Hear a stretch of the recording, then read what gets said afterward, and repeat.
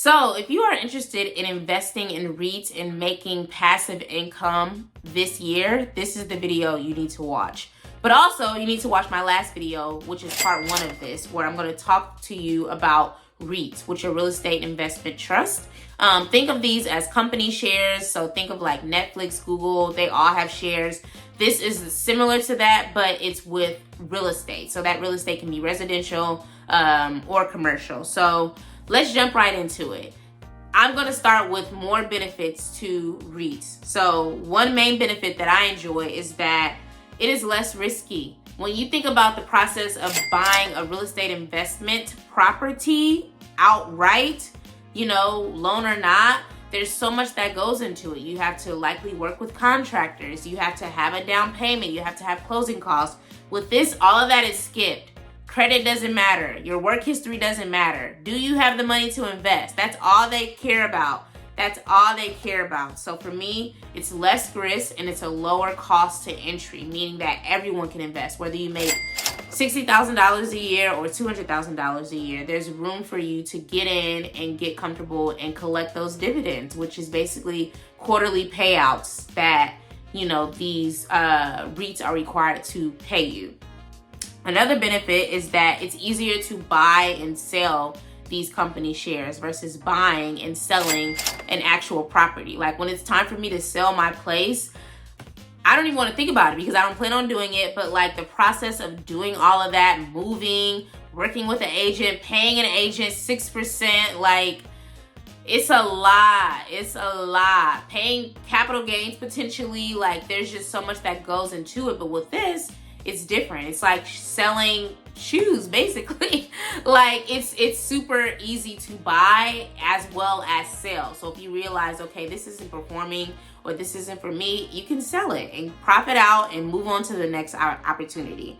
2 is, did it impact my home buying journey? That's a question so many people ask. They feel like, can I have both? And the answer is yes, because like I mentioned, when it comes to REITs, you do not have to get a credit check. You don't have to save for a down payment. You don't have to go through a lender. You don't have to get pre-approved. It's literally like logging into Robinhood and clicking, yes, I want this. The difference is I don't want you to go to Robinhood. I want you to go to Fundrise because Fundrise is easier to use.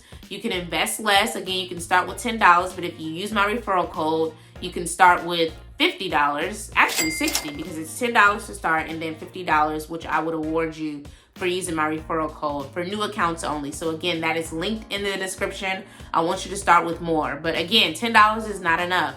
My recommendation to people always is to just invest $100. So it's $100 plus the $50 you get from me. You have $150 to play around with and see how it performs. And then move it around and continue to monitor. So no, it does not impact your home buying journey. It did not impact my home buying journey. The only highlight to it is that I was able to use those dividends to put into my high yield savings account, and I have a whole video on that. I'm going to link that on the screen somewhere. And then that money made more money because high yields offer a higher annual percentage yield, which means that your money's making more money on your money. And then when I was able to take all that out for my down payment and closing costs, I had more money in that account than what I started with. So Fundrise gave me my dividends quarterly. I put those dividends into my high yield savings account so that they can accumulate more money because of the APY, annual percentage yield. And then when it was time for me to take that money out and write my cashier's check to the title company, I had more money in that account before I started with. So that is the biggest pro and the biggest highlight, is to make sure your money has a purpose, even if it's just to pay a bill, or if it's to, I don't know, pay a bill, go get your nails done, whatever you need to do. Like, it's your money, but assign it a responsibility so you feel more inclined to continue to invest. And then thirdly, people have questions around interest rates, and do interest rates, as they continue to fluctuate, has that impacted the REITs journey? And I would say yes, but in a good way. So the great thing about real estate is that whether you buy or rent, you need a place to stay. Whether you buy or rent, you need a place to stay. So if people aren't buying because of high interest rates, what are they doing? They're renting. And what does Fundrise do? What do REITs do? They invest in residential. And residential properties can be single family homes, they can be apartment buildings, Or let's say the market, you know, goes back to pre-pandemic and people are renting office buildings. Guess who's getting that money? Me. Hopefully you, if you click that link in the description box. Like, no matter how you slice it and dice it, you get your money. And as I look back on my returns, the amount has only continued to increase over the years. Like, it's only continued to increase because no matter if people are buying more or renting more, people need a place to stay. So what I do is I make sure that I go in and see what's available in these portfolios to make sure that it matches my goals, and that it's performing well. Now, it's not going to perform well every quarter. Don't expect to get $1,000 and stuff like that. But as long as you see some consistency and you never go without, I always just recommend it. So it's a win-win situation. So yeah, let me know if you have any questions about REITs. This one is pretty short and straight to the point.